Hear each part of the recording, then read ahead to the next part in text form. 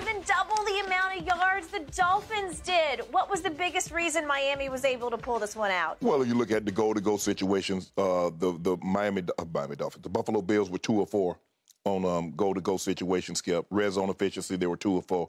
2 of 4. The Miami Dolphins was 3 of 3, and the other 2 of 2 in goal-to-go situations. That's how you win ball games. I don't know if I've ever seen a game quite like this, where one team possessed the ball for 41 minutes, the other team basically possessed the ball for 19 minutes, and get doubled up in time of possession.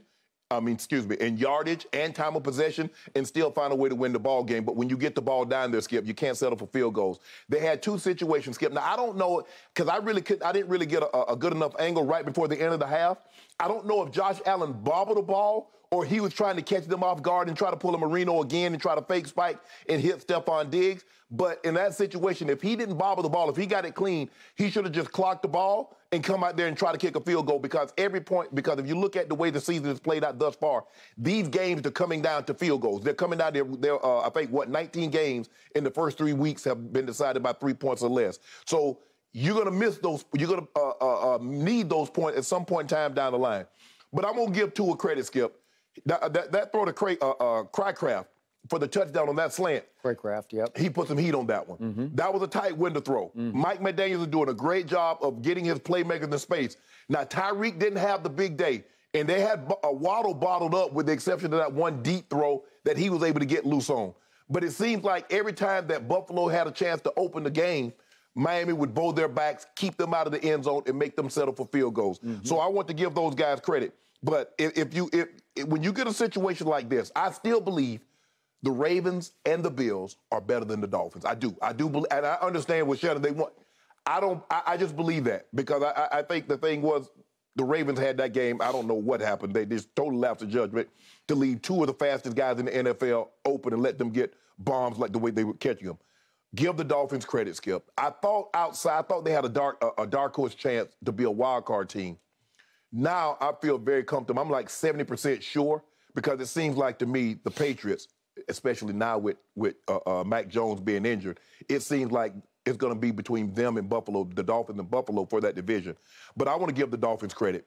Their defense came up, made big plays when they absolutely had to make them. And both times, Skip, you've got to kill the ball. You've got to clock it. Somehow Josh Allen, Isaiah McKinney, race him to the sideline. Don't try to cut back up. Race him, get out of bounds with 1 second on the clock, so you can get an opportunity to try to kick a long field goal.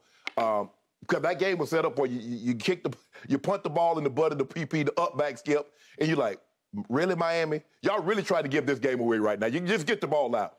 So give the Dolphins credit, but I think the Bills just made entirely too many mistakes. You can't have 500 yards of total offense, 41 minutes of time of possession, and lose a ball game on the road. You played too well. But when you get down there and goal-to-go situation, you get in the red zone, Skip, you got to cash on the road. Okay. I'm going to rise above all the things you just said, all of which I agree upon, and tell you that in my lengthy career, I have never, ever seen statistics like this game. Never, ever, ever, ever. And I don't think I ever will again. If I had told you blind, if I just kept you away from what happened in the game, and I told you that the visiting Buffalo Bills ran 90 plays to only 39 plays for the home team. Yeah. If I told you that Tyreek had caught only 2 balls for 33 yards, 2 for 33, if I had told you that Josh Allen attempted 63 passes to Tua's 18 passes, and told you that, as you point out, that the time of possession was 41 minutes to 19 minutes. If I told you all that, it would have added up to Shannon predicting, well, it must be about 3 touchdowns. You lose by at least 3 touchdowns. At least I might go to like 40-6. Yeah. It's a wipeout, blowout. Yeah. It's a no-hoper. You cannot do this. 51 more plays? Yes. It's impossible. And to your point about yards, it's 497 to 212, so it's 285 more yards. And 19 total points? All those numbers I just gave you, recipes for disaster, and all you can total are 19 points. 19 points. It's impossibly wrong. Skip, they had 18 third down attempts. They were 11 of 18 on third down. And by the way, yeah, Look at, what was it, 13-3 on third down. They had 2 fourth downs, so it's 13 conversions by Buffalo to only 3 conversions for the home team. Yep. No wonder a guy I used to cover, Ken Dorsey, out of University of Miami, who played for the 49ers when I was covering them, no wonder he trashed the whole thing in the press box. He's out of his mind because he knows these numbers. But the point is, I don't blame him a bit, because this is exactly the kind of game that could do that to the offensive coordinator for the visiting Buffalo Bills. Okay, so what do I see happen? It's because, in the end, Tua actually made more plays than Josh Allen made. In the end, that's all I got for you, is that Tua made 2 or 3 huge plays in this game, and the play of the game for me came on 3rd and 22 early in the fourth quarter. Micah Hyde's not going to give that play up. Correct. I don't care what you say, he's not going to give that one up. So Tua's degree of difficulty, he only threw 18 passes and completed 13, but he made the throws, even given the advantage that he had to make. So I give him that. Would you believe that Josh Allen has lost his last 7 one-score games? Yeah. Okay? He still hasn't arrived as upper echelon. We see the ability. We see he's 6'5", 240, and he runs way too much because he was their leading rusher again. I don't know how he stays upright. He had to go in and get his hand x-rayed after the game. I guess it's okay. But he ran, 8 times for 47 yards to lead them in rushing. Right. It's just too many. But he wants to win the game all by himself. He wants to take off on 3rd and 3 and get 7 yards by running through the linebackers. And he can do it for a while. He can do it for a while. But Skip, you're right. I just think the thing is, he's just going to have to get over that hurdle of losing those games. We saw him on a Monday night against the Titans. He fumbled that snap, and they ended up losing the game. We saw him in the playoff game against the Chiefs. And we see him in this situation right here. But when you play, Skip, 18 third downs and you convert 60%. If you convert 60% of your third down, Skip, you're going to lead the league. You're going to win a lot of games, because that means you're staying on the field and you're getting closer to getting points, be it field goal or touchdown. You got to win those, but Skip, when you go 2 or 3 and to go 50% on the red zone efficiency, and the other team goes 3 or 3. They did. That's the ball game. But see, that's when you get the bad footwork. You see, he tried to throw it off his back foot, and he skipped. Now, if he strides through it, he's going to be able to deliver that ball, and McKenzie's going to be able to catch it. But because he throws it off his back foot, he skips it to him. Okay. So think about what Josh Allen's advantage is in the second half. He's struggling through the second half, and he does make that one throw of the game.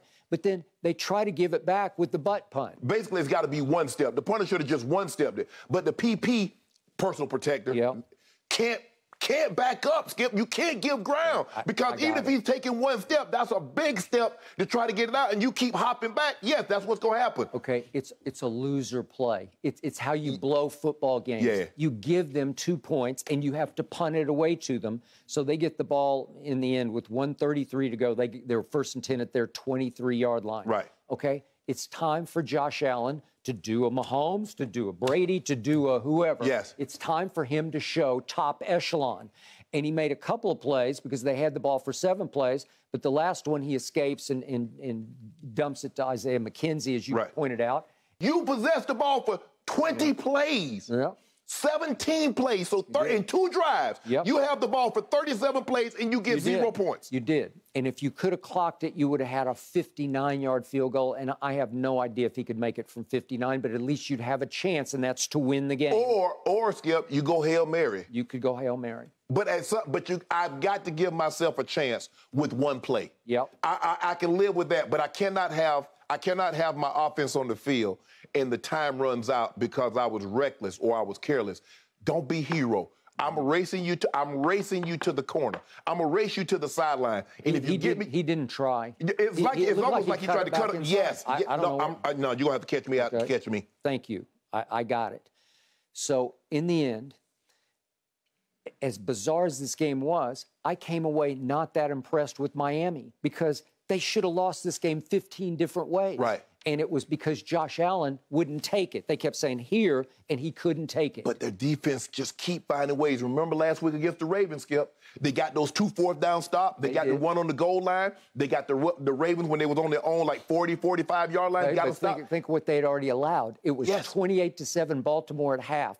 It was 35-14 at Baltimore after 3 quarters. Yes. It was 35-21 after with 8 minutes to go. Yes. Well, it's crazy. That's an aberration game. I'm not buying the Dolphins, and they beat Belichick on opening day, and I don't think Belichick's team is very good. I don't think so either. But, Skip, you know when you have that momentum, you got to go ahead, instead of having it be at 35-7, make it 42-7. You do. Make it 42-21 because these opportunities, because when they get the momentum, now all of a sudden they go boom, boom, boom, and now you got a ball game. You're fighting for your life when you should have put this game over, and you should have forced McDaniel to put his backups in like, okay, I got no chance. It's 42-7 at the start of the fourth. Agreed. And we kept wondering last week, where were Baltimore's corners? Because those two can play. Right. Well, did they just put it in neutral? I guess Peters, they were limited. They looked like they had a rookie safety. They had guys, and everybody was looking like, well, I thought you had him. I thought we was playing this. No, we was playing that. And the one thing you don't want to do if you're playing Miami, Skip, is be uncertain what coverage you're in because those speedsters going to run by you. Because by the time you like, what? Tyreek and Waddle's by you. I agree. But Buffalo actually did a pretty good job with rookies in the considering what they have. But, Skip, even with the rookies in the secondary, Skip, you got to win this game. When you put these kind of offensive numbers up, 41 per time of possession, almost 500 total yards. Yep. Skip, you ran 51 more plays. 51. Not 12, not 20. I've seen teams run 20 more or 30 more. Not 51 more plays. 90 to 51, 59, something like that? Hey, I'm just glad I'm not a Bill today because that hurt. And plus, you see the way, Bill, man, did you see the way they took over Miami? I knew Buffalo, like they're traveling, they got their fan base up there at Orchard Park, Skip, because there's only one way in and one way out, and you know that stadium be rocking. I know it. But, man, the way they took over South Florida yesterday, it's a great little trip for them. Because they know what's coming. They know what's coming in Buffalo. They know. Guys, not to make excuses, but at one point, the Bills were down 11 starters in this game. That Florida heat really got to them. Yes. Meanwhile, Miami, not just atop the AFC East, they're the only perfect team in the entire AFC. They're leading the whole thing. Thanks for watching, Undisputed fans. Subscribe here to get the very latest from Skip and Shannon. Plus, go watch a few segments from our other shows on FS1.